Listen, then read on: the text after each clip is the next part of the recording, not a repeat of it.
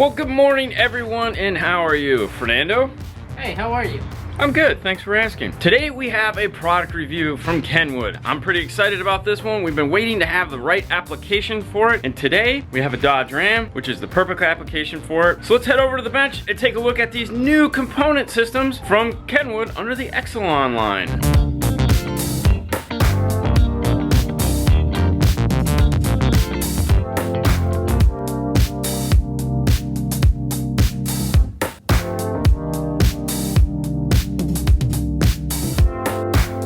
So new for 2019, Kenwood has realized that a lot of these trucks and cars are coming with 6x9s in the front doors and some form of a mid-range slash tweeter up in the dash. So they've come out with two sets, the KFC XP6902c and the KFC XP6903c. The differences between the two are this has a 2-inch high frequency mid-range and this one has a 3-inch coaxial. So this one actually has a tweeter built into it. Now for this Dodge Ram, we're gonna go ahead and use this set, but we're gonna go ahead and open them both up, show you what comes inside, and show you the speakers themselves. Because it is a Dodge Ram, we're also gonna be doing speakers in the rear. For that, we will be using the KFC X694s, which is the Excelon 6x9 to match these. Let's go ahead and take a look inside the box. So let's go ahead and take a look at the 2-inch version first.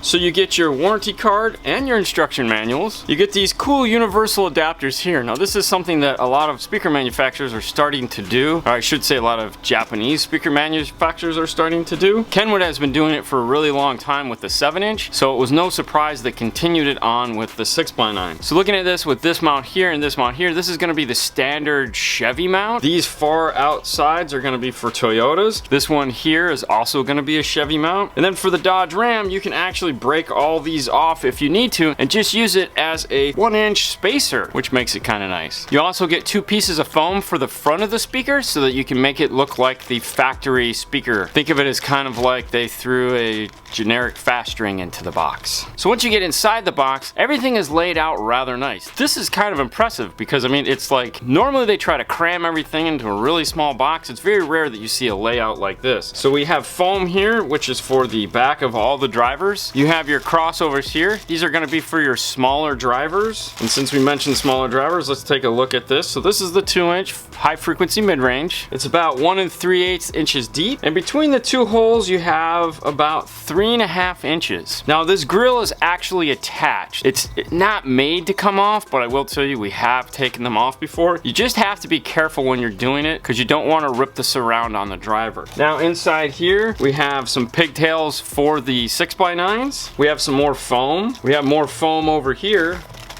There's a lot of foam in these. There's no excuse for these things to rattle. And then here we have all the screws. Now on the 6x9, it also has another spacer. Here we have a 1/4-inch spacer as well. So on the back of this, right here, there's a nipple here and there's a nipple here. So this is made to snap into this to make this one even taller. As you can see here, it has 2 and 2 here. So if you need something with a little bit more depth to it, it'll add on. So on the back of the speaker is the crossover. It's not an outboard crossover. It's split into 2, so like we said, you have these for the 2-inch and then this is for the mid-range itself. Now as far as power handling goes, this has a peak power of 300 watts and an RMS of 100, and it is a 4-ohm speaker system. Has a butyl rubber surround and a composite cone material, so you won't have to worry about it falling apart in the door. And also, because it is butyl rubber, it will be fine in the rear deck of a car. It's not going to dry rot. Now also on the back of the speaker, if you don't want to use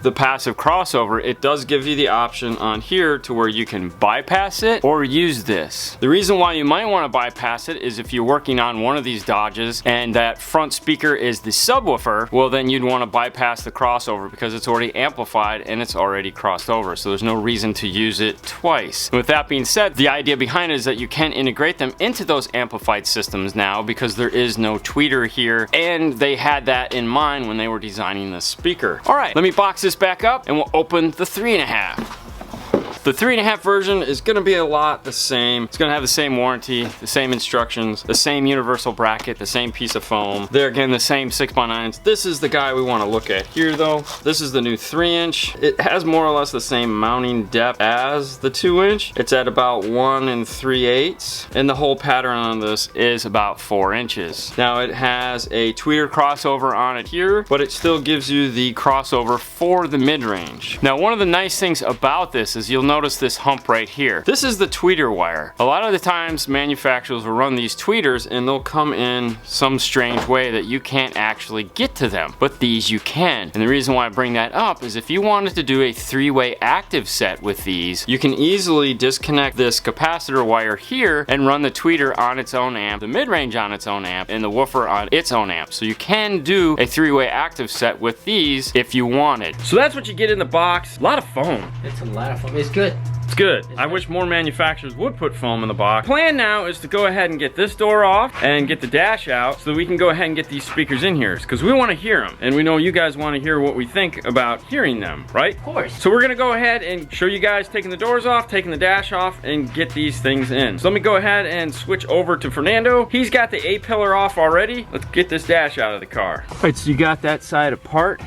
As it turns out, we don't have to pull the A-pillar, but we were gonna have to pull it anyway so we can zip tie in our microphone for the radio we're gonna put in. Correct. So that means I can just go ahead and snap this one off real quick. Let me see the tool. And you can see that little driver up in there, tucked in oh so nice. So it has a 7mm here and a 7mm here. We'll go ahead and remove those. I still don't know why they make such long screws to hold these in. I mean, really? Where's it gonna go? So there's our speaker. Let's take it over to the bench and we'll compare it to our new one. So essentially what they're using is that high frequency mid-range, meaning there's no tweeter in this at all. It's just this mid-range is designed to play up really high. Not necessarily gonna take the place of a tweeter, which is my complaint against a lot of these, is that they play up high, but then there's a roll-off and they just don't have that crispness that a tweeter would typically have. I'm not complaining because I'm not a big fan of super crisp tweeters, but for a lot of people, this is the one complaint they have, is that there's no sharpness to the sound. Now, when comparing ours to the factory, really what we want to look at is the hole pattern here to make sure that it lines up. And in this case, it does. Now ours, of course, is gonna have that tweeter. It also has a substantially bigger magnet. Now, if we were just replacing this for factory, this is an 8-ohm speaker, this is a 4-ohm speaker. This one is gonna be considerably louder than this one. So that is also something to keep in mind too when you put these in, is that front stage, it's gonna get a lot brighter up on that dash, which isn't necessarily a bad thing considering how plain these things sound. Now, the tweeter in this is made out of a cloth material, so it's not gonna be super tinny. It's gonna have a nice smooth roll off to it. Let's go ahead and take this in the car, drop it in, and make sure that it clears. All right, so it goes in nice and easy. We can see why they gave us all that foam, because, you know, it's a sloppy fit because it's the factory. It's not the speaker's fault. That foam will definitely help to make that fit a little nicer. Now, I didn't mention it, but the cone material on the 3-inch driver is the same as the 6x9. So now we know that the 3.5 will definitely fit in there. We weren't sure. We thought it was the 3.5. That's why we had both of them over here, not just to show you guys, but because we wanted to make sure we grabbed the right one and didn't want to walk back and forth all day. Now we'll go ahead and get the door panel off and we'll see how the speaker fits in the door. Take this door panel out, we're gonna find the screws first. Around the door panel, it's a Torx T20. So they plastic, so just be careful to not strip it. Behind the door handle, grab like a flat screwdriver, pry it out. On the top corner, grab a pry tool. Carefully pry it out. Then from there, on the window switch, pop it out and disconnect. All right, so in the door handle, grab your pry tool. And the cover comes out. From there, you go around the door panel. Make sure you don't lose the clips. Now that you have all the clips out, just pull it out. To take the 6x9 out, you're gonna use a 3/16 bit.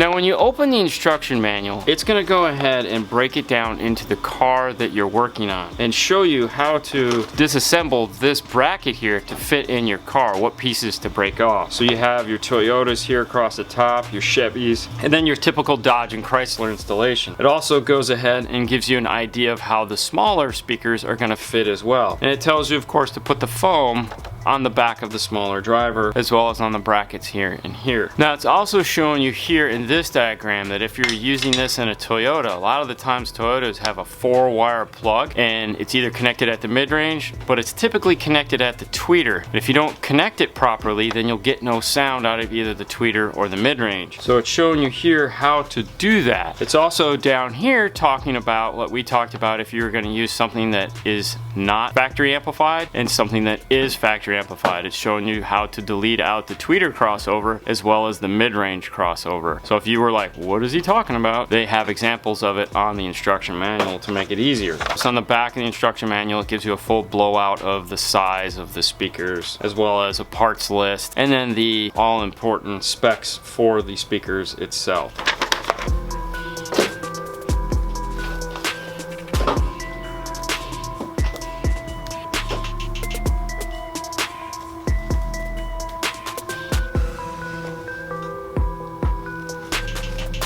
Alright, so now that we have the speaker out, we'll go ahead and test fit our new Kenwood. And as suspected, just like the instructions showed us, it goes right in, no problem. We can replace those 4 screws. Let's go ahead and take this over to the bench and compare it to that factory speaker we just took out. So looking at the factory 6x9, this one is a 4 ohm with a 15 watt power rating on it. It's using some form of a cloth cone and cloth surround. It's treated. I have seen these when they get wet, they tend to start to warp and bubble. It has this grill over the front.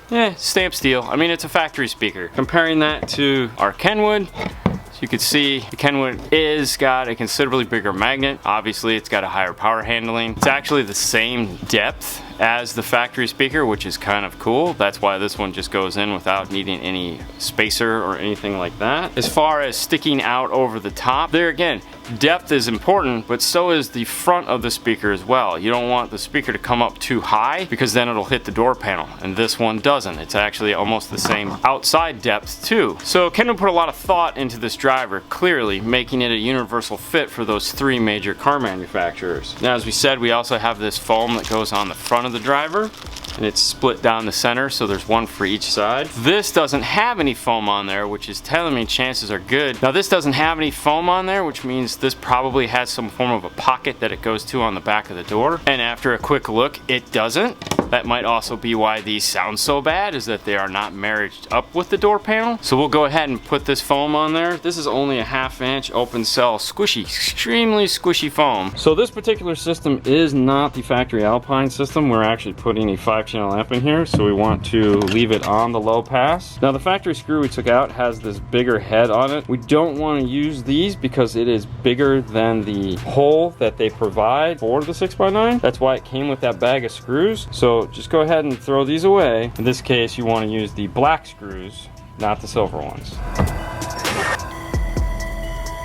Now when you're putting the foam on, make sure you don't cover the screw hole, because you may need to pull the speaker out at some point. And in this particular application, there isn't room to go around the outside of the speaker like we'd prefer to do. Now because it is a universal kit and it's designed to fit more than one application, it does not come with the clips that plug in via the factory. If you're wanting to retain your factory clips, you can buy those from other manufacturers and clip them in and not have to cut this off. Or like us, we're cutting them off because he's never going to be putting these factory speakers back in. But if he decides to, we just clip it into the speaker and we can solder this back on. For those of you playing at home, this has a gray yellow and a gray purple. The gray yellow was positive. So next up is the speaker in the dash, and for that it's going to be this crossover here. Now in case you were wondering, it is about 2 feet of wire, which is a lot of wire. So you're going to be able to cut this shorter if you don't need it. This has a black and a black with a white stripe. The black with the white stripe is going to be your negative, and the solid black is going to be your positive. So we'll go ahead and get this into the car and screw the speaker in place. We have both the speakers in the driver's location. We're gonna go ahead and copy that over to the passenger side location, and then we'll come back and take a listen and see how they sound compared to what the nasty factory sounded like. We got them in and we are playing them. What do you think? Yeah. Yeah? It definitely, adding that tweeter to the front naturally is gonna make it sound good. There's no question about that. Anytime you add a tweeter where there is no tweeter, it's gonna sound a little better, it's gonna be a little sharper. But I will say this, the low end that these have, you'll definitely not have a problem replacing out that subwoofer if it blows with these drivers. They're perfectly capable of reproducing some low bass. Low frequency. Almost too good at it. I'm gonna tell you right now, if you're not gonna roadkill the doors or you know, put some sound treatment on there, do put some sound treatment on there because it really will help a lot because it's a plastic on plastic door panel. It sucks. It's the easiest way to say it. Obviously he opted out of that. Maybe next time, bro. I don't know. They image well too. So very little, it's just we just put a Pioneer 1550 in the dash. Very little adjustment there. You only have a 13 band global EQ, a little bit of time correction here and there. But yeah, I'm happy. All right, let's play them again just so you guys can get one more hear out of these. Now we did not use deck power on these. We did put an amplifier. We put the small Kenwood 801.5 to power everything. We hope you enjoy this. If you're interested in putting a set of these in your car and you're like, hey man, yeah, go ahead. They sound good. You'll be okay. I give it a thumbs up. You give it a thumbs up? There's 2 thumbs up right there. Awesome. Thank you guys so much for watching. As always, Fernando. On to the next one, guys. See you later. Bye.